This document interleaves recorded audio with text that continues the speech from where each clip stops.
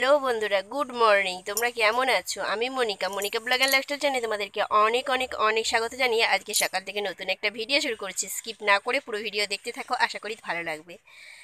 মাঠে এলাম, স্কুলে দিয়ে এলাম অর্জুনকে এইমাত্র। তো চলো বাকিরা কাজকর্ম করবো, রান্না বান্না সমস্ত কিছু আছে। পুরো ভিডিওটা দেখতে থাকো, কন্টিনিউ। দেখো বন্ধুরা, মাঠের পরিবেশটা যতই দেখি ততই যেন মুগ্ধ হয়ে যায়। আর দেখো কি সুন্দর ঘিয়ে জবা ফুলগুলো ফুটেছে, ভীষণ ভালো লাগছে জানো তো। কীরকম লাগছে তোমাদের একটু তোমরা কমেন্ট করে জানিও তো। দুটো জবা ফুলের গাছ একসাথেই আছে, আর আমার তো খুব ভালো লাগছে। আর এই দেখো মানে গরু বাছুর সব একসাথে বেঁধে দিয়ে গেছে। বাছুরটাকে হয়তো মনে হচ্ছে বেঁধে দিয়ে যায়নি, হয়তো কোথাও রেখেছিল, তো বাছুরটা মায়ের কাছে চলে এসে দুধ খেয়ে নিচ্ছে। তো দেখো বলে না, সেই একটা কথা মনে পড়ে গেল যে গায়ে বাছুরে ভাব থাকলে বনে গিয়ে দুধ দেয়, তাই না? তো দেখো লুকিয়ে লুকিয়ে দুধ চুরি করে খেয়ে নিচ্ছে। তো ভীষণই ভালো লাগছে এই ব্যাপারটা। তো দেখেও মনটা যেন খুব ভালো লাগলো। তো ছোটোবেলায় সবাই এরকমই করে, তাই না? তো ছোট একদম বাছুরটা একদমই ছোট, দেখে কিন্তু অনেক সুন্দর লাগলো। আর চারপাশটা দেখো কি ভালো লাগছে। আর আলু প্রত্যেক জমিতেই তলা হয়ে গেছে, পুরো মাঠ খালি হয়ে গেছে। এরপরে লাগানো হবে তিল মনে হয়, আমি ঠিক জানি না। এখানে তিল চাষটা হয় নাকি জানি না, ঠিক মনে পড়ছে না। আমার বাপের বাড়ির ওখানে তিল চাষ হয়, তিল লাগিয়ে দেয় আলু তোলার পর। কারণ আলু জমিতে তো অনেকটাই সার সার বা ওষুধ দেওয়া থাকে, তো তার জন্য আর তারপরে তিল লাগিয়ে দিলে সেরকমভাবে কোনো অসুবিধা হয় না। আর আজকে একটু অন্যরকম ঘাসগুলো নিয়ে যাচ্ছি, দেখো ধান গাছের মতো দেখতে ঘাসগুলো। দেখি নিয়ে গিয়ে যে পাখিগুলোকে দেবো, খায় নাকি ওরা। মানে প্রতিদিন তো দূর্বা ঘাসই দিই, আজকে একটু ইচ্ছা হলো। এই ঘাসগুলো খুব কচি কচি নরম নরম হয়েছে জানো তো, তো তার জন্য ইচ্ছা করেই নিয়ে যাচ্ছি। তো চলো নিয়ে এরপরে যাচ্ছি বাড়ির দিকে। আর আমি এই হলুদ টিপটা পরেছি, কীরকম একটা লাগছে দেখো, মুখটা একটা অদ্ভুত লাগছে। তো যাই হোক, যেরকমই লাগুক, এই মানে হরেক রকম কালার আছে। এরকম একটা টিপ পাতা যেহেতু কিনেছি, তো তার জন্য এরপর থেকে তোমরা আমাকে এরকম নানা রকম টিপ পরতে দেখতে পাবে।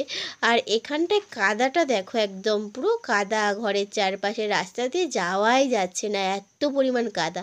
আর আমাদের ধুতরা ফুলের গাছটাই ধুতরা ফুল হয়েছে, দেখো একটা ভীষণই ভালো লাগছে। তো দেখো পাখিগুলোকে এনে দিলাম, তো এখনই দেখবার মানে বিষয় যে ওরা খাবে নাকি। তো ওরা তো নেমে আসছে প্রতিদিনের মতনই, ঘাস দেখে বুঝতে পারছি না ওরা খাবে না খাবে না। তো দেখছি যে খাচ্ছে মনে হচ্ছে, দেখো ওরা তো পুরো ঘাসটা খায় না, ঘাসটা চিবিয়ে রসটা খেয়ে ফেলে দেয়, এরকম একটা ব্যাপার।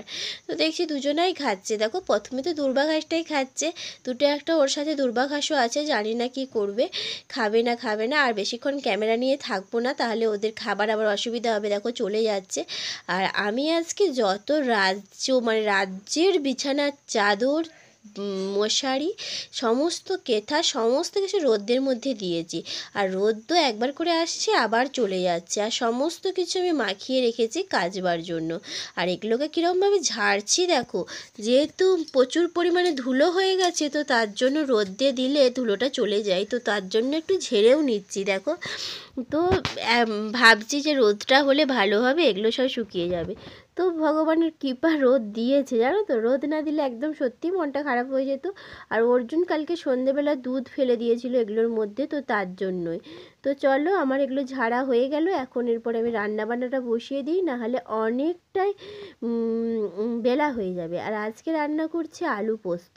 দেখো আলু পোস্ত খেতে কিন্তু অনেক ভালো লাগে, আর আজকে আমি আলু পোস্তই রান্না করছি একদম বাঙালি স্টাইলে। তো আমরা যেহেতু বাঙালি, বাংলা স্টাইলেই রান্না করব, এটাই স্বাভাবিক। তো দেখো আলু পোস্ত আমার হয়ে গেছে, দুধটাও গরম করে নিয়েছি। আর করব বিউলির ডাল। তো এটাই হবে আজকের মেনু। আর আলু মাখা করব, মাছের টক বানাবো, এটাই। তো দেখো যেগুলো আগে দিয়েছিলাম বিছানার কাঁথাগুলো রোদ্রে, তো মেঘ চলে এসেছে। আর আমার অনেকটাই রোদ বেরিয়েছিল, বিছানা কাঁথাগুলো একদম গরম গরম হয়ে গেছে। তো তার জন্য বর বাড়িতেই ছিল, মানে তার জন্য আমি ওকে বললাম যে চলো এগুলো মিলে নিয়ে একটু আমাকে ধরে সাহায্য করে দাও, তারপরে তুমি যেও। তো তারপরে ও যাবে কাজে, আর আমি ওকে ও থাকতে থাকতে দুজনে মিলে ভালোভাবে বিছানাটা দেখো গুছিয়ে নিচ্ছি।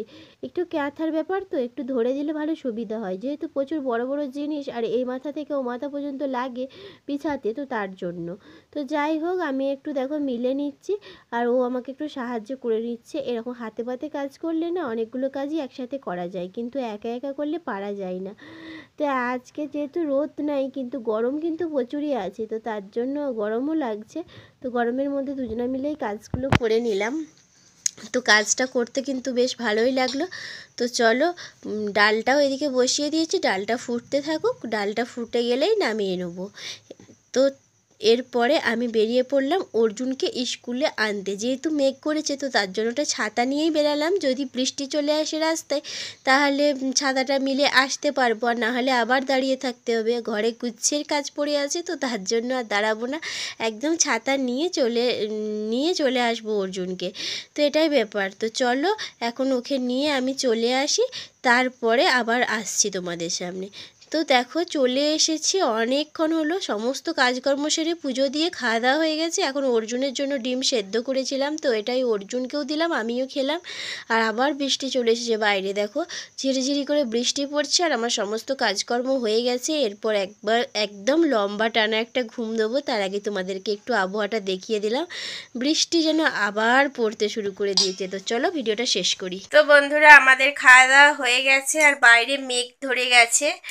তো চলো, এখন অর্জুনকে স্কুল থেকে তো নিয়ে চলেই এসেছি, তোমরা তো দেখলেই।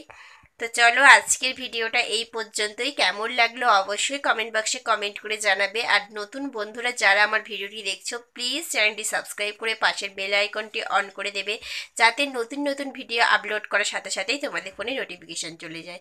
সবাই ভালো থাকবে, সুস্থ থাকবে। আবার আসবো কালকে নতুন একটা ভিডিও নিয়ে। চলো, সবাইকে টাটা বাই বাই জানিয়ে আজকের মতন ভিডিও অফ করলাম।